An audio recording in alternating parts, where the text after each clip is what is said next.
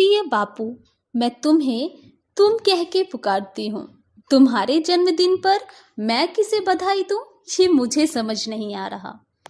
मेरी उम्र के लोग अब तुम्हारे अस्तित्व को कुछ गलतियों में समेट देते हैं। मुझे नहीं पता कि तुमने नेताजी के साथ क्या किया था, मगर सब लोग कहते हैं कि तुमने उनका विरोध किया था क्योंकि उन्होंने हिंसा की राह चुनी थी और वो सही था।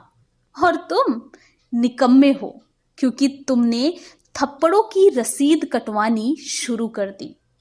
मैं तुम्हें बताऊं कि आज तुम्हें बुरा लगे सिर्फ इसलिए लोग लाल बहादुर शास्त्री की तस्वीर व्हाट्सएप और फेसबुक पे लगा रहे हैं।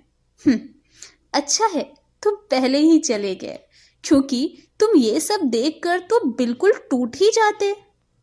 खैर, मैंने सोचा था कि आज एक पत्र शास्त्री जी को भी लिख ही दूं, लेकिन किस मुंह से? जिन किसानों के नेता थे वो किसान तो पटरियों पर दरी डाले सरकार को कोस रहे हैं। पहले मैं उन किसानों का दुख लिखूं या उनके नेता को बधाई पत्र? वैसे कैसी ही बधाई, शायद वो भी होते तो आज अपना जन्मदिन नहीं मनाते।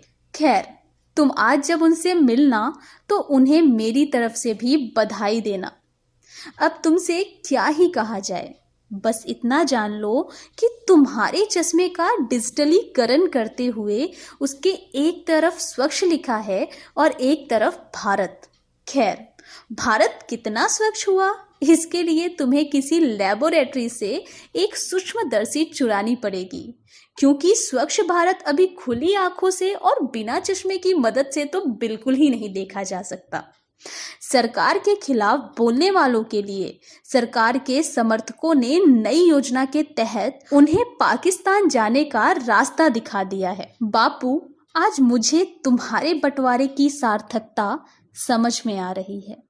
मीडिया ने आज तुम्हारे तीनों बंदरों का कत्ल कर दिया है। तुम्हारे गुरुदेव टैगोर के राष्ट्रवाद की अवधारणाएं अब जनहित में नहीं है। मैं तुम्हें बताऊं बापू कि इस समय जनहित में सिर्फ गोडसे के आखिरी वक्तव्य का व्हाट्सएप फॉरवर्ड ही शेष है। जनहित में गोडसे के हीरो बनते ही तुम्हारे भजन का रिंगटोन भी अब कोई सुनने वाला नहीं है। आज तो उन विदेशी नेताओं और तुम्हें मानने वाले विदेशी लोगों को दूसरे ग्रह के लोगों की तरह देखा जाता है। बापू, तुम्हारे मरने के बाद कितने ही प्रधानमंत्रियों ने तुम्हारे समाधि पर तुम्हें बर्थडे विश किया होगा। हो सके तो लिखना कि सबसे खूबसूरत फूल इस सरकार ने तुम्हारे समाधि पर चढ़ाए हैं। किसान रोड पर है जहां तुमने उन्हें छोड़ा था।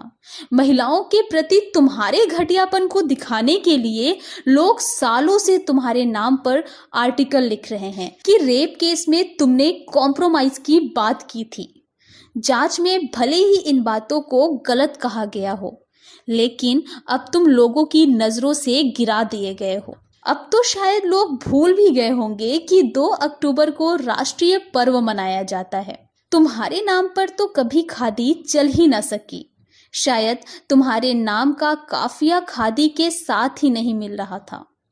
नए शायर के नाम ने खादी को एक नई पहचान दे दी है।